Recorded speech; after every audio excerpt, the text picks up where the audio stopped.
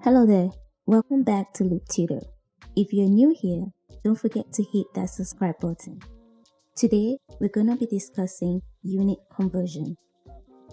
Measured quantities have units that always accompany them. As such, during calculation, it is important to keep track of the units.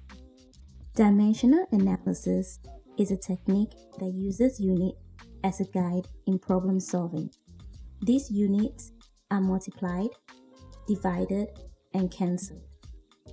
In order to make use of dimensional analysis, one has to make use of conversion factor correctly. The idea is that before you start on any conversion, look at the units given and the unit that is desired. After which, ask yourself, what conversion factor do you have available that would take you from the given unit to the desired unit? Knowing the conversion factor, you can set up your dimensional analysis as such.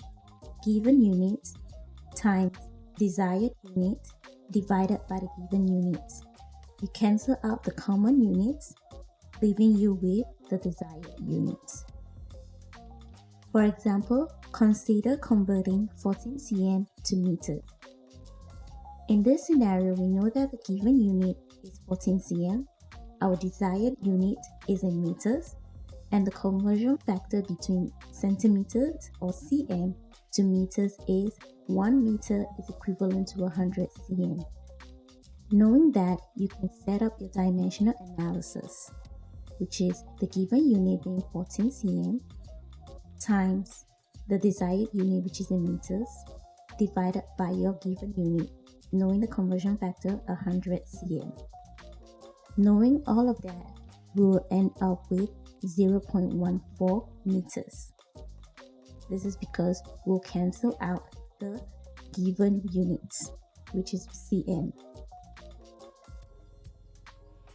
Consider another example. A man lifts a weight of 115 pounds. What is the mass in grams? To tackle the problem, you have to know the conversion factor between pounds and grams. 1 pound is equivalent to 453.6 grams. So, the given unit is 115 pounds and our desired unit is in grams.